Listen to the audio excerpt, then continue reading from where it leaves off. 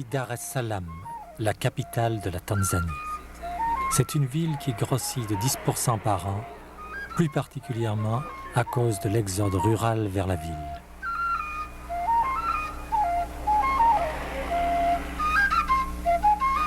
Dar es Salaam compte déjà 1,5 million d'habitants et plus de 65% d'entre eux vivent sur des terrains vagues sans avoir de titre de propriété.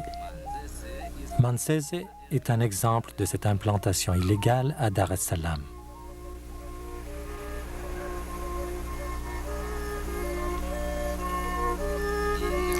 Il y avait en 1970 10 000 maisons construites surtout avec des branches et du torchis, et on y logeait 100 000 personnes.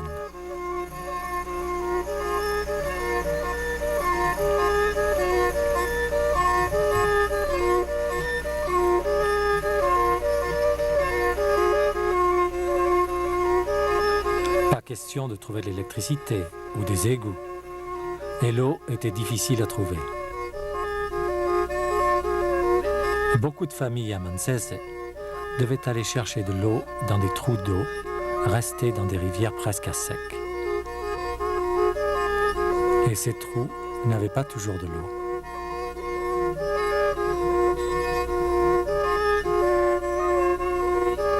Les quelques points d'eau de l'agglomération étaient notoirement insuffisants. Chaque foyer devait donc faire provision d'eau et ne l'utiliser qu'à bon escient. Il n'y avait pas d'école digne de ce nom. Il n'y avait pas de route, mais seulement des sentiers. Ce n'était certainement pas un environnement salubre pour tous les enfants qui grandissaient là.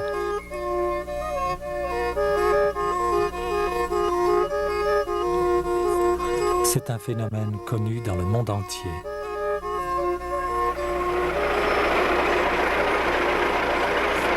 Certains ont essayé de raser ces bidonvilles. D'autres ont essayé de les faire disparaître en votant des lois qui les interdisent. Mais tout cela n'aidait guère la famille qui se trouvait ainsi chassée.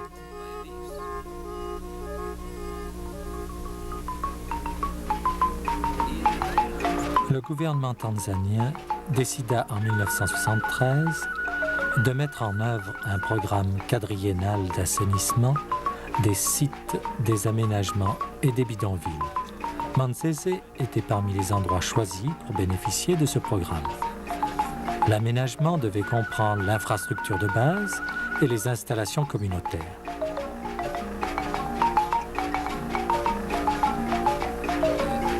Il s'agissait d'améliorer le bidonville tout en garantissant aux habitants le droit de vivre là où ils étaient.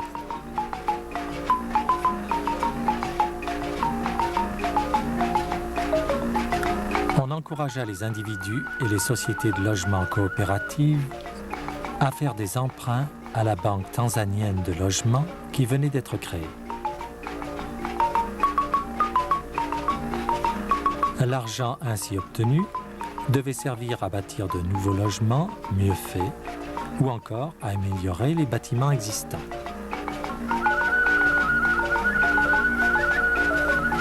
Le travail de construction des routes et de l'infrastructure a commencé à Manzese au début de 1975.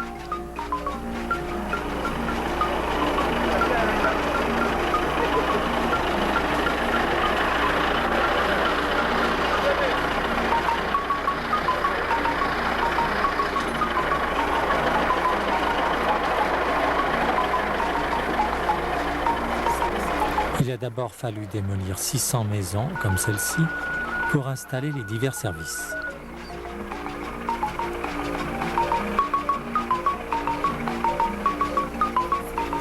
Le gouvernement paya en compensation 3 millions de shillings tanzaniens, c'est-à-dire 375 000 $ US. Ceux qui avaient dû partir reçurent du gouvernement des lotissements aménagés.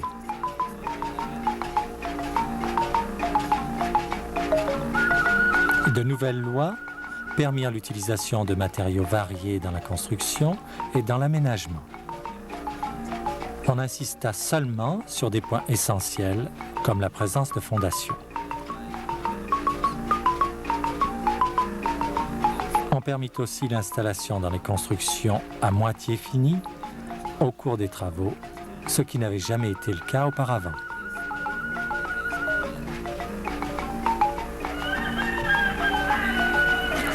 Et le travail continue à Manzese. On travaille ici à la bouche d'égout des eaux de pluie.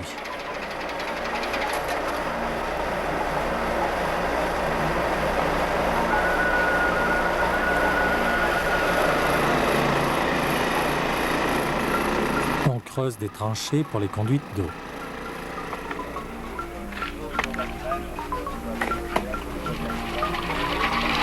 Il y aura une prise d'eau pour 50 familles, ce qui veut dire que la distance maximale ne dépassera pas 100 mètres.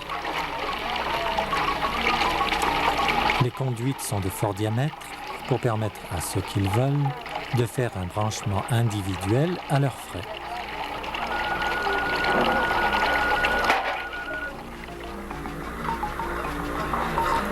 On construit aussi des ponts au-dessus des rivières ou des ravins.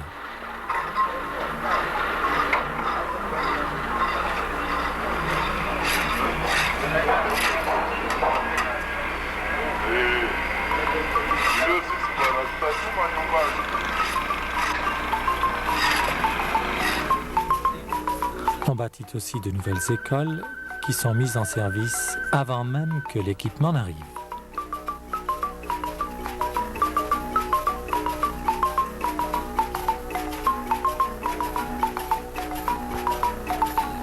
On installe aussi un réseau électrique le long des artères principales pour permettre à ceux qui peuvent le payer de faire un branchement individuel.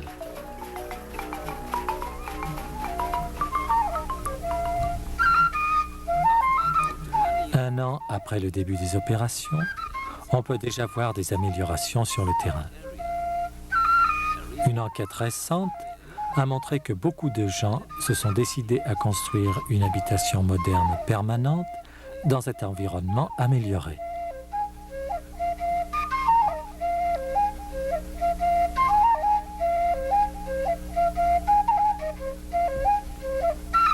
Le programme d'amélioration de Manzese a coûté 1 750 000 $. Il a été financé conjointement par le gouvernement tanzanien et la Banque mondiale, à l'aide d'un crédit de l'Association internationale d'aménagement.